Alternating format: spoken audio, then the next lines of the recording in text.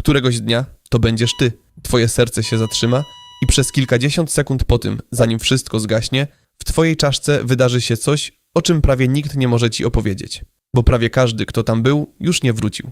A ci nieliczni, którzy wrócili, przynoszą opowieści tak do siebie podobne, że nauka wreszcie zaczęła traktować je poważnie.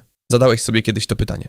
W środku nocy, na czyimś pogrzebie, przez tę jedną sekundę, gdy samolot wpadł w turbulencję. Co dzieje się w twoim mózgu dokładnie w momencie, w którym umierasz? Przez ostatnie kilkanaście lat naukowcy przestali w tej sprawie zgadywać. Podłączyli elektrody do mózgów dokładnie w tej chwili, w której przestawały działać i nagrali, co się w nich dzieje. To, co zobaczyli, nie pasuje ani do tego, w co wierzy religia, ani do tego, co mówi obóz twierdzący, że po prostu gasną światła.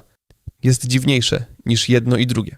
Zacznijmy od tego, w co wierzyliśmy przez całą historię. Że śmierć to przełącznik. Serce staje, linia na monitorze się prostuje i mózg gaśnie natychmiast, jak żarówka po pstryknięciu. Czerń. Koniec. Przez dziesięciolecia medycyna zakładała, że w chwili zatrzymania serca mózg momentalnie cichnie, bo zostaje odcięty od tlenu i krwi. Wydawało się to oczywiste. A potem ktoś to wreszcie zmierzył. I maszyny pokazały coś zupełnie innego. W 2013 roku Jimo Borjigin z Uniwersytetu Michigan podłączyła szczury do zapisu EEG i wywołała u nich zatrzymanie akcji serca.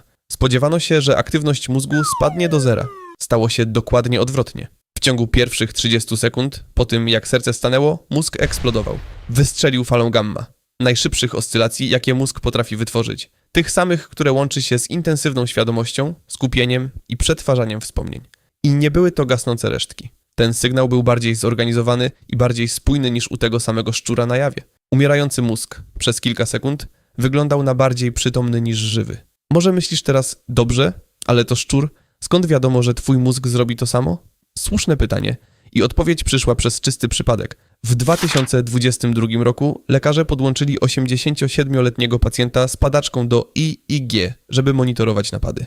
W trakcie badania mężczyzna niespodziewanie dostał zawału i zmarł, z aparaturą wciąż pracującą. Po raz pierwszy w historii ktoś nagrał ludzki mózg dokładnie w chwili śmierci. I zapis pokazał to samo, co u szczurów Borjigin.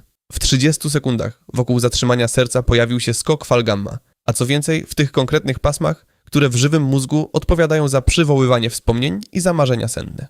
Rok później Borjigin dopełniła obraz. Podłączyła do EEG 4 umierających, nieprzytomnych pacjentów, którym odłączano respirator.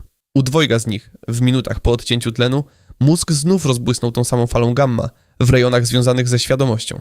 Ale najmocniejszy sygnał przyszedł z badania na ludziach, którzy przeżyli. W 2023 roku zespół Sama Parni z Uniwersytetu Nowojorskiego przebadał 567 pacjentów, których serce zatrzymało się w szpitalu.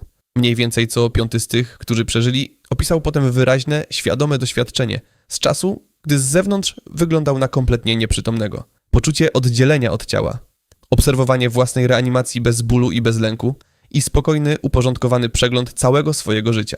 Co ważne, badacze podkreślają, że te relacje nie przypominają majaków ani snów. Są spójne, poukładane i opisywane jako bardziej realne niż zwykłe życie. Ludzie nie tylko widzą swoje czyny, ale przeżywają je na nowo i oceniają, jakby patrzyli na siebie z boku.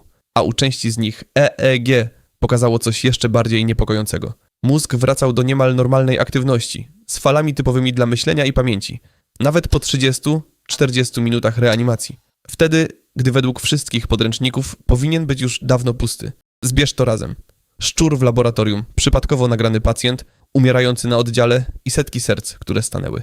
Za każdym razem ten sam wzór. Umierający mózg nie osuwa się cicho w ciemność. On się rozpala.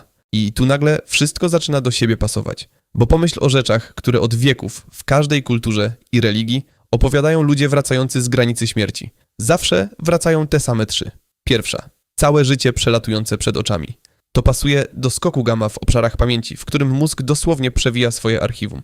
Być może w ostatniej, rozpaczliwej próbie znalezienia w przeszłości czegokolwiek, co pomoże przetrwać tę chwilę. Druga.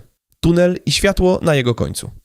To pasuje do niedotlenionej siatkówki oka, która wygasza obraz od zewnątrz do środka, zostawiając na chwilę jasny punkt pośrodku pola widzenia. Trzecia. Ogarniający, nieziemski spokój. To pasuje do zalewu substancji, które umierający mózg wypuszcza, gdy jego systemy zaczynają się rozpadać. Istnieje nawet niepotwierdzona hipoteza, że mózg wyrzuca wtedy własną porcję DMT, tej samej cząsteczki, która stoi za najintensywniejszymi przeżyciami psychodelicznymi, jakie zna człowiek. To wciąż spekulacja, nie fakt, ale pasuje do skali tego, co ludzie opisują. Każdy element słynnego doświadczenia śmierci ma swój odpowiednik w twardej neurologii umierającego mózgu. Nie musisz sięgać poza światy, żeby to wyjaśnić. Skąd w ogóle bierze się ten rozbłysk? Najprostsza hipoteza jest chłodna i mechaniczna. Twoje neurony przez całe życie utrzymują napięcie, nieustannie spalając tlen, żeby trzymać porządek. W chwili, gdy tlen znika, ten porządek się załamuje. Komórki tracą kontrolę i w jednym momencie wyrzucają z siebie wszystko, co im zostało. To nie jest mózg, który coś postanawia. To mózg, w którym naraz włączają się wszystkie alarmy, gdy budynkowi wysiada prąd. Być może cały ten wielki finał to po prostu fizyka gasnącego układu. Więc wiemy już wszystko? Nie. I tu jest pułapka, przez którą to pytanie może nigdy nie doczekać się odpowiedzi. Fale gamma to odcisk palca świadomości, ale odcisk palca to jeszcze nie palec. To, że mózg produkuje sygnał, który zwykle towarzyszy przeżywaniu, nie dowodzi, że ktoś w środku naprawdę cokolwiek przeżywa. Pamiętaj też, że tylko mniejszość ludzi odratowanych po zatrzymaniu serca w ogóle cokolwiek z tego pamięta. Więc ten końcowy rozbłysk może być twoim ostatnim, najintensywniejszym przeżyciem. Całym życiem przeżytym jeszcze raz w kilka sekund. Albo może być zupełnie pustym wyładowaniem gasnącej maszyny, fajerwerkiem wystrzelonym na niebo, na które nikt już nie patrzy. I to nie jest chwilowa dziura w wiedzy, którą kiedyś się załata. Nawet gdybyś miał idealny zapis każdego pojedynczego neuronu w tych ostatnich sekundach, wciąż nie odczytałbyś z niego jednej rzeczy. Czy komuś się to działo? Przeżycie od środka jest niewidzialne z zewnątrz. Możemy zobaczyć fajerwerk. Nigdy nie zobaczymy, czy ktoś na niego patrzył. I to jest ta jedna rzecz, której nie odczyta żaden aparat na świecie. Mogę ci pokazać każdą falę, każdą liczbę, każdą sekundę tego zapisu. Ale nikt ci nie powie, czy w tej ostatniej sekundzie nadal będziesz tam ty. A teraz coś, co rozbija całe twoje pytanie od podstaw. Pytałeś, co dzieje się w momencie śmierci. A co, jeśli żaden taki moment w ogóle nie istnieje? Twój mózg nie umiera w chwili, gdy staje serce. On pracuje dalej, na resztkach tlenu i energii, jeszcze przez długie minuty. W 2019 roku naukowcy z Yale zrobili coś, co wcześniej wydawało się niemożliwe. Wzięli mózg świni 4 godziny po jej śmierci i przez system podający specjalnie zaprojektowany płyn przywrócili w nim krążenie oraz część funkcji komórkowych. Powiem uczciwie, to nie była świadomość. Mózg nie wrócił do życia, nie pojawiła się w nim żadna zorganizowana aktywność. Ale komórki, które według podręczników miały być martwe kilka minut po śmierci, wciąż dawały się uratować po 4 godzinach. Różne części ciała i mózgu gasną w różnym tempie, więc twoja śmierć to nie jedno zdarzenie, tylko wiele małych wygaśnięć rozłożonych w czasie. To znaczy, że śmierć mózgu nie jest linią, jest zboczem, powolnym gaśnięciem, stopień po stopniu.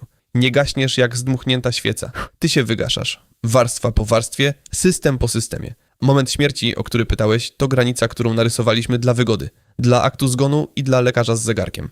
W twojej własnej czaszce taki jeden punkt może w ogóle nie istnieć. I jest w tym jeszcze jedna, najciemniejsza konsekwencja. Skoro nie ma jednej granicy, to od środka nigdy nie zarejestrujesz własnej śmierci. Ostatnia rzecz, jaką zrobi twój mózg, nie może zawierać wiedzy, że właśnie się zatrzymał. Nie usłyszysz trzasku. Po prostu w którymś punkcie nie będzie już nikogo, kto mógłby zauważyć, że nagranie się urwało. Więc co naprawdę dzieje się, gdy umierasz? Przez może i całą minutę po tym, jak twoje serce się poddaje, twój mózg może płonąć jaśniej, niż płonął kiedykolwiek za życia. Odpalając ostatni program, którego żaden naukowiec nie potrafi jeszcze odczytać. Może przewijając całe twoje życie, a może tylko szumiąc w ciemność i nikt nie wie, jak długo to trwa od środka. Bo czas przeżywany to nie to samo, co czas na zegarze. Te kilkadziesiąt sekund, które lekarz widzi na monitorze, dla ciebie mogą rozciągnąć się w coś, co nie ma końca. Twoja ostatnia chwila i cała wieczność mogą okazać się tym samym. I będziesz w tym pokoju zupełnie sam. Żadna maszyna, żaden lekarz, nikt, kto cię kocha, nie wejdzie tam za tobą i nie odczyta, co to było. Czy to najbogatsze przeżycie twojego życia, czy zupełna pustka. Dowiesz się w jedynym miejscu, z którego nie da się przysłać wiadomości z powrotem. Śmierć nie jest trzaśnięciem drzwi. Jest najdłuższym, najjaśniejszym gaśnięciem, jakie cię czeka i należy tylko do ciebie.